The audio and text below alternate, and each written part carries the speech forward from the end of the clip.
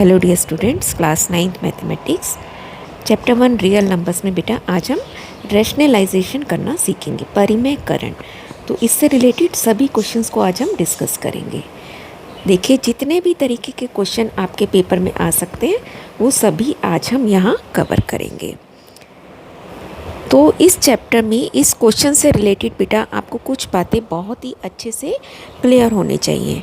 Root ए into root ए, यानी कि दो बार अगर हम स्क्वायर रूट को मल्टीप्लाई कर रहे हैं सेम टर्म को, तो रूट कैंसिल हो जाएगा, क्या बचेगा? खाली ए। इसको हम ऐसे भी कह सकते हैं रूट ए का square, that will be A only. और उसके बाद ये तीन आइडेंटिटीज़ हैं जिनका हम यूज़ करते हैं परिमेयकरण करने के लिए। और सबसे इम्पॉर्टेंट है A square minus B square is equal to A plus B into A minus B. तो फर्स्ट टाइप का हमारा सिंपल क्वेश्चन है। एक तो परिमेयकरण का मतलब क्या है बेटा, कि जो नीचे हर है, डिनोमिनेटर है, ये एक परिमेय संख्या बन जाए। आपको एक अपरिमेय संख्या नीचे दी गई होगी, नीचे से हटा के ऊपर हम उसका अपरिमेय बना सकते हैं, लेकिन हर को परिमेय संख्या बनाना है। हर में अपरिमेय दी गई है, उसे परिमेय करना है, इसीलिए इसको परिमेयकरण करना कहते हैं। तो यहाँ रूट 5 नीचे दिया गया है, तो मैं इसे कौन से नंबर से मल्टीप्लाई कर दूँ कि रूट का साइन हट जाए? तो अभी हमने देखा है अगर सेम नंबर से मल्टीप्लाई कर दें तो रूट का साइन हट जाएगा। तो हम क्या करेंगे, multiply and divide by root 5। ठीक है, तो ये क्या बन गया, 1/√5 इंटू रूट 5, और नीचे भी गुणा भी किया और भाग भी किया। तो ऊपर क्या बन गया, रूट 5, और नीचे रूट 5 इंटू रूट 5 क्या बन गया, 5 ओनली।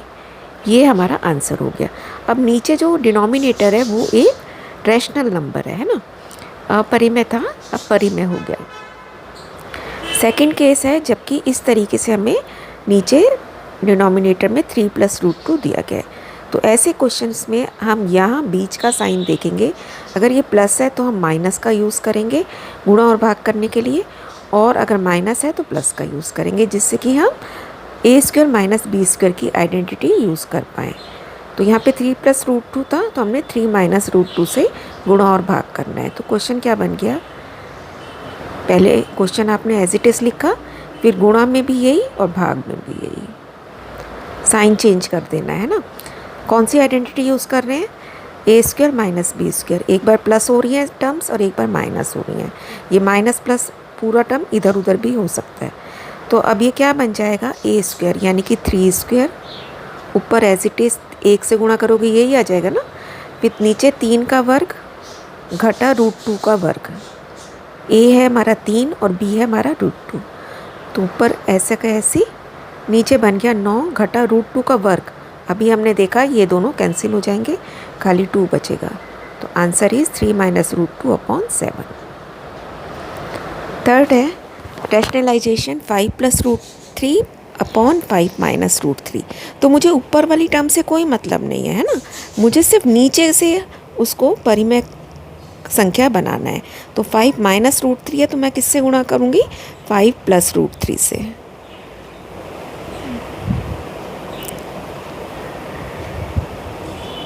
ठीक है, तो ऊपर क्या बन गया, 5 + √3, 5 + √3 यानी कि स्क्वायर बन गया इसका।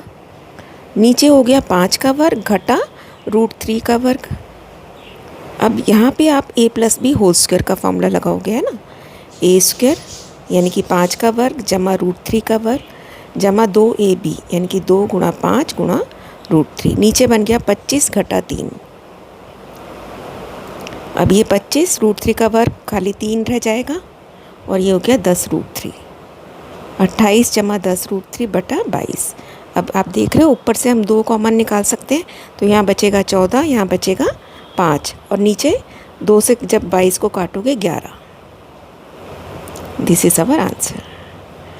नेक्स्ट है रैशनलाइजेशन, जबकि दोनों टर्म्स में हमें √ का साइन दिया गया है, तो कोई प्रॉब्लम नहीं होगी बेटा, हमें सिर्फ √5 + √3 से मल्टीप्लाई एंड डिवाइड करना है। ऊपर बन गया 4 गुणा, ब्रैकेट में यही लिखा रहने दिया, नीचे √5 का स्क्वायर माइनस √3 का स्क्वायर, है ना। ए स्क्वायर माइनस बी स्क्वायर का फॉर्मूला लगा रहे हैं। √5 का स्क्वायर 5 - 3, 5 - 3 2 बना, 2 से 4 को काट दिया तो हम ऊपर रह गया 2 खाली, तो ये हमारा आंसर हो गया।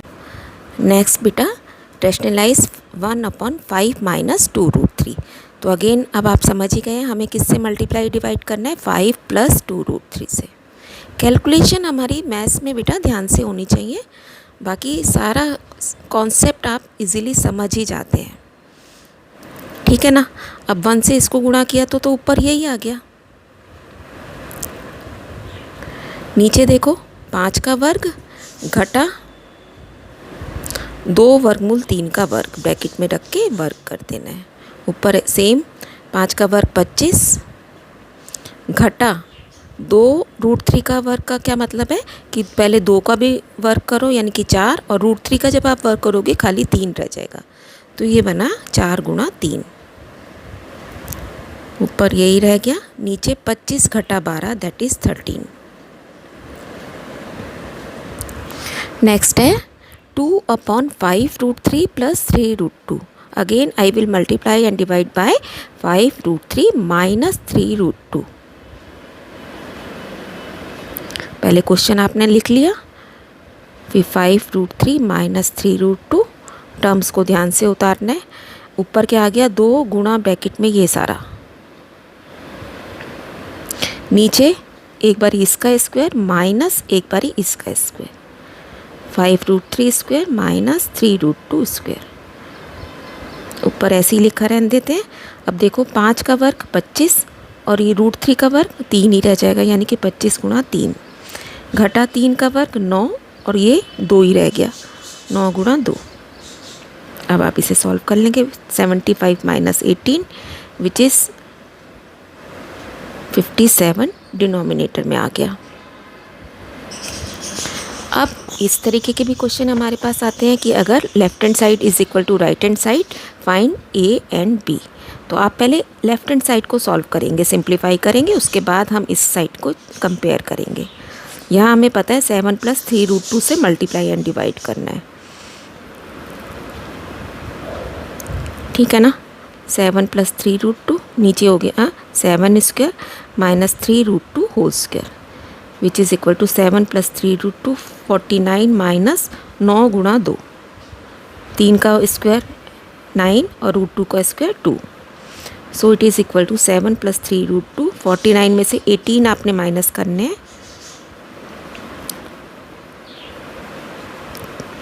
31। अब इसकी हम इससे ज़्यादा सिंप्लीफाई नहीं कर सकते ना, अब ये राइट हैंड साइड भी इसके साथ लिख ली।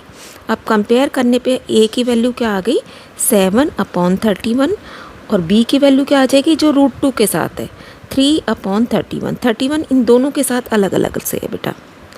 7/31 वेरी इंपॉर्टेंट क्वेश्चन, पेपर में 3-4 क्वेश्चन इसी कॉन्सेप्ट पे से आ जाते हैं। लास्ट क्वेश्चन है बेटा, एक एक्सप्रेशन दिया गया है जिसमें कई सारी टर्म्स क्वेश्चंस हमारे को कंबाइन करके दे दिए एक तरीके से, है ना।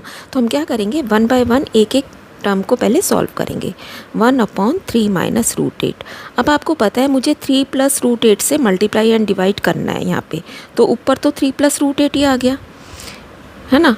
नीचे क्या बन जाएगा, 3 का वर्ग यानी कि 9 और √8 का वर्ग 8, 9 घटा 8 जो कि क्या रह गया खाली 1, तो इसका मतलब 3 + √8 ही बचा, नीचे हमारे पास कुछ नहीं बचा, 1 बचा, है ना। अब सेकंड टर्म सॉल्व करते हैं, 1/√8 माइनस √7। तो इसमें आप √8 + √7 से मल्टीप्लाई करोगे और नीचे क्या आ जाएगा, जब इसका वर्ग करोगे 8 और इसका वर्ग करोगे 7, 8 घटा 7 which is equal to √8 + √7 only. Same way 1/√7 minus √6, ये भी आपके पास √7 + √6 ही बच गया। नेक्स्ट देखिए, √6 माइनस √5, √6 + √5 से मल्टीप्लाई एंड डिवाइड किया, नीचे आया 6 - 5, सो इट इज़ √6 + √5 ओनली। लास्ट है √5 माइनस √4, तो √5 + √4 से आपने मल्टीप्लाई डिवाइड किया, नीचे आ गया 5 - 4, सो इट इज़ √5 + √4। सारी टर्म्स हम सॉल्व करने के बाद वापस अपना क्वेश्चन लिख लेते हैं। अब एक एक टर्म की जो हमने वैल्यू सिंप्लीफाई किया उसे लिखते जाते हैं। ये किसके बराबर आया था, 3 + √8 के, फिर बीच में आपने क्या साइन डालना है, माइनस।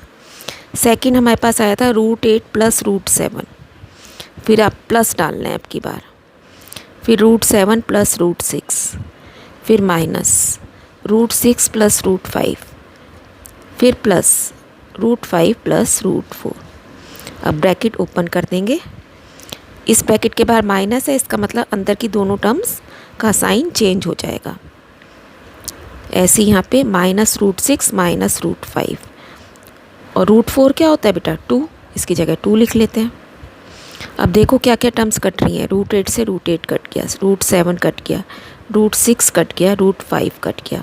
क्या बचा? Only 3 + 2 which is equal to 5। That's all बेटा। आई होप कि आपने बहुत अच्छे से अब समझ लिया, आपके सारे कन्फ्यूज़न दूर हो गए हैं। Keep on learning, stay blessed.